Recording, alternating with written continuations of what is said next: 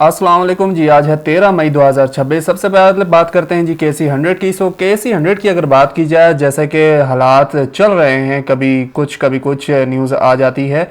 अगर टेक्निकली देखा जाए तो पिछली वीक की कैंडल बहुत ही अच्छी क्लोजिंग आई थी, ठीक है।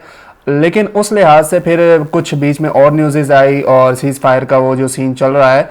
उस लिहाज से अगर देखा जाए तो टेक्निकली अब जो है के सी 100 165 की तरफ जाता हुआ दिखाई दे रहा है, ठीक है। और ये गैप जो है वो फिलअप होगा और अगर ऊपर जाना है के सी 100 ने तो इसे ऑलमोस्ट 162.500 से ऊपर सस्टेन करना चाहिए इस वीक।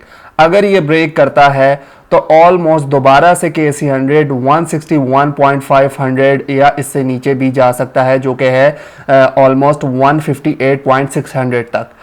इस लिहाज से जो है आप ट्रेड प्लेस कर सकते हैं। इसी लिहाज से कुछ स्टॉक्स देखते हैं कि उसमें तकरीबन क्या सिनेरियो बनता है। ओके जी, सबसे पहले MLCF की अगर बात करें, MLCF की अगर बात की जाए तो ऑलमोस्ट टेक्निकली हमें इसमें बाइंग ऑलमोस्ट दिख रही है 79 के ऊपर। ऑलमोस्ट हमारे पास एक गैप भी है, वो भी फिल अप होगा क्योंकि जिस तरह से KC 100 चल रहा है इन सब स्टॉक्स में जो है रिट्रेसमेंट मुतवक्का है। वेट करें MLCF का 79 के ऊपर आने की सपोर्ट फॉर्म होती है तो इसके बाद इसमें आप बाइंग कर सकते हैं। ओके जी, MLCF के बाद अब बात करते हैं PSO की।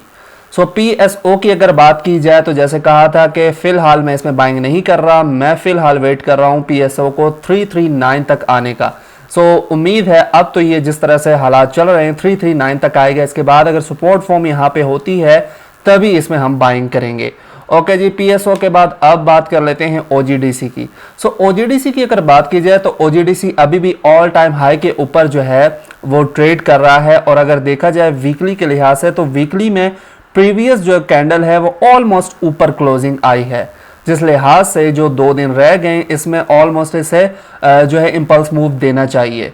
लेकिन जिस तरह से हालात चल रहे हैं ये भी जो है बस रेंज कर रहा है। फिलहाल अगर इसमें कोई ट्रेड लेना चाहता है तो वेट करे। ऑलमोस्ट ये OGDC 310 के ऊपर आने के अब चांसेस हैं, ठीक है। और दूसरा सिनेरियो ये है कि अगर कैंडल ऑलमोस्ट 330.50 के ऊपर क्लोजिंग आती है तो इसमें बाइंग कर सकते हैं, लेकिन स्टॉप लॉस ऑलमोस्ट 324 का देना पड़ेगा। ओके जी, OGDC के बाद अब हम बात कर लेते हैं लकी सीमेंट की। लकी सीमेंट की अगर बात की जाए तो अभी भी मैं वेट कर रहा हूँ 387 388 तक आने का। लकी सीमेंट वहाँ पे आए उसके बाद ही इसमें हम बाइंग करेंगे, वहाँ सपोर्ट फॉर्म होती है तो इसमें बाइंग हम स्टार्ट करेंगे। वेट करें लकी सीमेंट का भी। ओके जी, लकी सीमेंट के बाद अब हम बात कर लेते हैं हैस्कोल जी। हैस्कोल की जैसे कि पिछली वीडियोस में मैंने कहा था कि फिलहाल इसमें मैं तो बाइंग नहीं कर रहा। जिस तरह से मार्केट ऊपर गई है मैं रिट्रेसमेंट इसमें चाहता हूं क्योंकि मेरा फाइनल टारगेट इसमें 25 का था जो कि हिट हो गया है, क्योंकि यहाँ पे हाई लगा, न्यू हाई लगने से जो है वो फेल हुई मार्केट और हमारे पास एक नेक लाइन आई और यही हमारा फाइनल टारगेट था जो कि हिट हुआ और उसके बाद देख सकते हैं सडन मूव। ये जो है काम कर गया। अब जो है नेक्स्ट अगर इसमें बाइंग देखना चाहते हैं वेट करें, यहाँ पे कल की कैंडल अगर बुलिश क्लोजिंग आती है तो इसमें बाइंग कर सकते हैं। या दूसरा सिनेरियो ये है कि कल ही 22.93 अगर ब्रेक होता है तो इसमें आप बाइंग कर सकते हैं। स्टॉप लॉस बिलो होगा 2130, ठीक है। इसमें कुछ इस तरह से ट्रेड बन रही है। ओके जी, हैस्कोल के बाद NBP की बात कर लेते हैं। NBP की अगर बात की जाए तो फिलहाल NBP को ऑलमोस्ट 178.50 से दोबारा उठना चाहिए, ठीक है। अगर ऐसा नहीं होता तो फिर ऑलमोस्ट ये 164 की तरफ बढ़ता हुआ दिखाई देगा। बहरहाल जैसे ये कुछ एक IMF न्यूज़ आई थी जिसकी वजह से ये सडन मूव आया नीचे की तरफ और अभी जो है हमारे पास एक छोटा सा गैप मौजूद है। यहाँ पे अगर आती है मार्केट 178 पे और यहाँ सपोर्ट दोबारा फॉर्म करती है तो दोबारा इंशाल्लाह यहाँ से रिबाउंड होता हुआ NBP दिखाई देगा। ओके जी, NBP के बाद अब हम देख लेते हैं NCPL को। ऑलमोस्ट सभी मार्केट जो है वो नीचे की तरफ ही है। NCPL की अगर बात की जाए तो फिलहाल हमारे पास जो है ट्रेड सही ऊपर ही कर रहा है। हमारे पास 63 के ऊपर जो कि एक एक नेक लाइन थी, क्योंकि यहाँ पे देखें तो यहाँ से मार्केट फॉल हुई और न्यू लो नहीं बना और दोबारा से इसका ब्रेकआउट आया और ये एक रीटेस्ट आया था और दोबारा यहाँ मार्केट आगे सपोर्ट फॉर्म करती है, तो हमारे पास ट्रिपल टॉप या डबल टॉप कह सकते हैं बन सकता है और इससे दोबारा ऊपर जाने का एनसीपीएल के फिर चांसेस हैं। ठीक है, फिलहाल मार्केट जिस तरह से चल रही है और जिस तरह से न्यूज़ आ रही हैं, सो अगर उस लिहाज से देखा जाए तो हमें ऑलमोस्ट एनसीपीएल 62 तक आता हुआ दिखाई दे रहा है फिलहाल।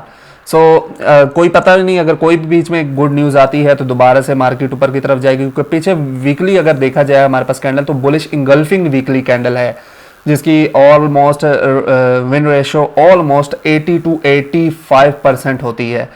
उस लिहाज से जो है फिलहाल अभी हमारे पास एक ही होल्ड का ही चांस है। ओके जी, इसके बाद अब हम बात कर लेते हैं बीओपी की। बैंक ऑफ पंजाब की अगर बात की जाए तो बैंक ऑफ पंजाब जहां पहले मैंने एक कहा था कि ये गैप फिल अप हो गया, यहीं से उठेगा और वहां से उठा भी, दोबारा से मार्केट वहीं पे आ रही है। ऑलमोस्ट इसे सस्टेन करना चाहिए 33.71 के ऊपर, अगर ये नहीं करता तो दोबारा ऑलमोस्ट हम 3165 की तरफ बीओपी को जाता हुआ देखेंगे। ओके जी, बीओपी के बाद MEBL यानी मीज़ान बैंक की बात कर लेते हैं। मीज़ान बैंक की अगर बात की जाए तो हमारे पास रेंज हो रहा है और याद रखें जितनी बड़ी रेंज होती है उतना बड़ा ही ब्रेकआउट आता है। वेट करें, मैंने वैसे भी कहा था कि अगर 470 के ऊपर आता है और यहाँ सपोर्ट फॉर्म करता है तो इसमें हम बाइंग करेंगे, अदरवाइज फिलहाल इसे दूर रहें। या दूसरा सिनेरियो ब्रेकआउट का कुछ इस तरह है कि अगर 495 के ऊपर कैंडल क्लोजिंग आती है तो आप इसमें बाइंग कर सकते हैं। टारगेट फिर आपका 516, 510, 516 तक का होगा।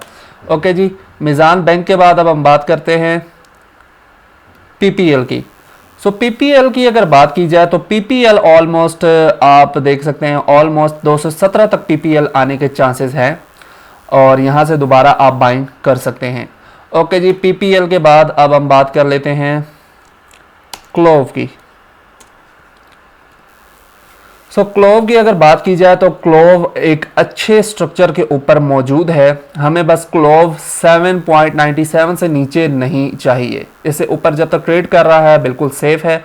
ठीक है, और ऑलमोस्ट जैसे कहा है कि फर्स्ट आर इसका 9.50 है, उसके बाद 10 होगा और थोड़ा सा लॉन्ग टर्म के लिए देखा जाए तो 11.30 इसका टारगेट है और सेकंड टारगेट लॉन्ग टर्म के लिए 13.56 है इंशाल्लाह। क्लोव बस हमारे पास 7.90 से ऊपर ट्रेड करना चाहिए। अगर बाइंग की अगर दोबारा बात की जाए तो आप वेट करें 8.11 के ऊपर अगर क्लोव आता है और यहाँ सपोर्ट फॉर्म करता है, सपोर्ट फॉर्म, तभी इसमें बाइंग करें। ओके जी, क्लोव के बाद नेट सोल की बात कर लेते हैं। नेट सोल की अगर बात की जाए तो नेट सोल में ऑलमोस्ट देखा जाए वैसे तो टेक्निकली इसे ऊपर जाना चाहिए था, कुछ न्यूज़ भी बहुत अच्छी आई थी, लेकिन जैसे ही कल ईरान के जवाब को रद्द किया ट्रंप ने तो ऑलमोस्ट यहाँ से सडन मूव आया और डायरेक्ट नीचे। अब अगर देखा जाए तो हम नेट सोल ऑलमोस्ट बाइंग कर सकते हैं 128 के ऊपर, 128 से 126 के ऊपर इसमें बाइंग करें। बुलिश स्ट्रक्चर में है, कोई डरने वाली इसकी बात नहीं है। बुलिश स्ट्रक्चर में इंशाल्लाह दोबारा से ये 146, 148 को रिटेस्ट करता हुआ दिखाई देगा, यहीं से इंशाल्लाह रिबाउंड होगा। वेट करें, ऑलमोस्ट ये हमें 126, 128 तक जाता हुआ दिखाई दे रहा है, तो वहां से आप दोबारा इसमें बाइंग कर सकते हैं। और अगर कुछ सिनारियो जैसे KC100 के 2 लेवल बताए, अगर दूसरे लेवल तक यानी कितनी गिरती है तो ऑलमोस्ट फिर नेट सोल 118 तक आ सकता है। ओके जी, नेट सोल के बाद अब हम बात कर लेते हैं TRG की। TRG में काफ़ी अच्छी बाइंग आई थी और आज वही सारी जो है दोबारा से नीचे मार्केट आ गई है। अगर कल की कैंडल यहाँ पे दोबारा बुलिश क्लोजिंग आती है तो इसमें बाइंग कर सकते हैं, अदरवाइज वेट करें। ऑलमोस्ट इसकी अगर बाइंग की बात की जाए तो ऑलमोस्ट हम 58.88 के ऊपर बाइंग इसकी स्टार्ट करेंगे। ओके जी, कुछ ये थे स्टॉक्स, छोटी सी वीडियो, उम्मीद है आपको पसंद आई होगी। आज की इस छोटी सी वीडियो में इतना ही, और अगर हमारे साथ ट्रेड करना चाहते हैं, अकाउंट ओपन करना चाहते हैं, नीचे दिए गए व्हाट्सएप नंबर पर आप रब्ता कर सकते हैं। अल्लाह हाफिज़।